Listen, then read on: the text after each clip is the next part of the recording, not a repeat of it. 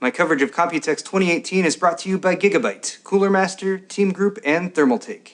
Okay guys, I'm at G.Skill. I always like to stop by here because they always have a unique display and some cool builds, so we're going to take a look at those in a second. But first, this is their new flagship product. This is in development, so it's not quite ready to go yet. But this is the Trident Z Royal RGB. So the next step in their Trident Z RGB series, it's got either gold or platinum, or I imagine all other forms of precious metals. It's going to be on the outside heat spreader, very shiny, very reflective. And then it's got a faceted plastic top that sort of refracts the RGB LEDs underneath. As you can see, it's kind of projecting up on the top here to show you kind of the effect that it might have in the case. This is so exclusive, they only have one of them right now. They told us that they are being handmade like expert artisans somewhere holed away here in Taiwan, and that they might have more of these later in the week. So if we have a chance, maybe I'll tweet out a picture of these if we come back here towards the end of the week, because they said they're going to have an actual 4DIMM setup, and that will probably look even more impressive than this one does right now. Still no word yet on like speeds, timings, and all that kind of thing, but if you want to spend a lot of money on memory and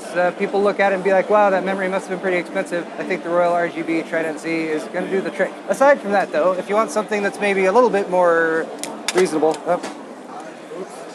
I pulled a Linus. I haven't done that. These are okay, right? Okay. I got the thumbs up. I thought these were stuck. Usually they're stuck to the thing.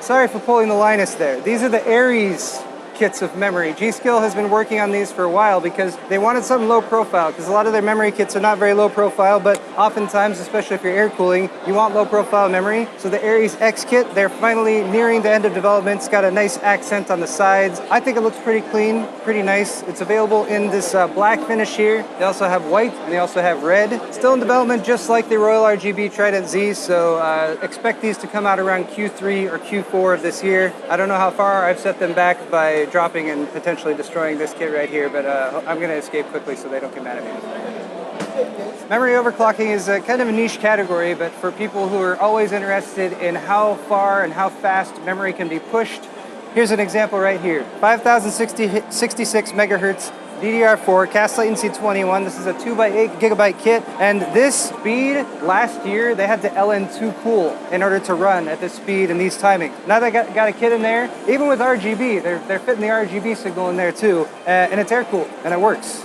Not potentially going to be available at retail anytime soon. This is a kit that they set up here to say, look, here's what we can do.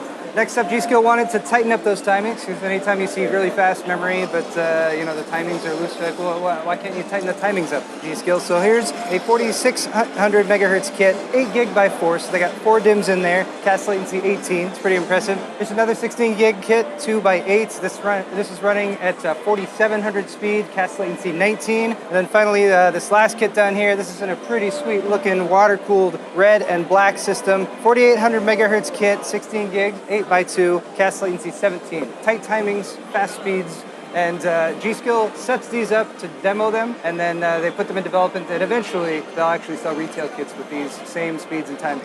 I think what's even harder than making fast memory on a full-size DIMM is making fast memory on an SO DIMM, the smaller memory sticks that slot into laptops.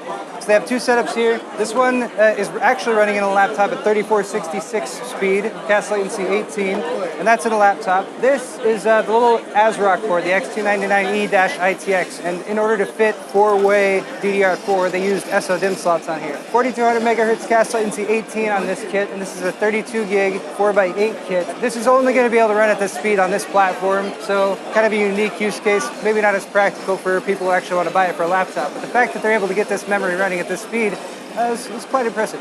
And finally, some memory specifically made for Ryzen. Ryzen can be very finicky with higher memory speeds, but Ryzen also really likes higher memory speeds. So here on the left, we have a Trident Z RGB kit. Also got the Lian Li streamer in there, it's kind of fun. 4000 megahertz, CAS latency 18. This kit will slot into a Ryzen system and just run at that speed. It's only this kit though, it's not available at retail, but in development, hopefully soon you'll be able to buy that. You can get Ryzen dedicated memory from G.Skill, it's part of their Flare X series. And also, of course, they've got RGB kits that work as well. Just got to make sure you get the ones with the Samsung V-Dies. And finally, one more kit, DDR4, 16 gigs, 8x2, 4000 megahertz, CAS latency 20, also in a Ryzen system, so very fast. The Infinity Fabric will love if you run your memory at this speed. I have one last thing to show you, and it was built by Der Bauer. Look at Der Bauer up there. He's looking very happy with himself, isn't he? It's because he built this system right here.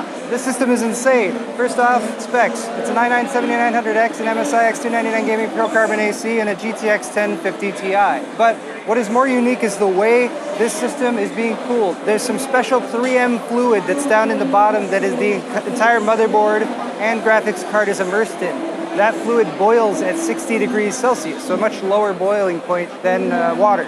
Also, it's non-conductive, thankfully, since there's electronics running in it. So what happens is the components heat up, the liquid boils, evaporates, it condenses on this condenser unit at the top, and then there's an actual liquid cooling loop that's connected to that, runs down to the back and disperses the heat through a radiator. So it's actually transferring the heat from the system through this open space in this sealed chamber, collecting it there, and then dispersing it. I have never seen a computer cooled in this fashion before.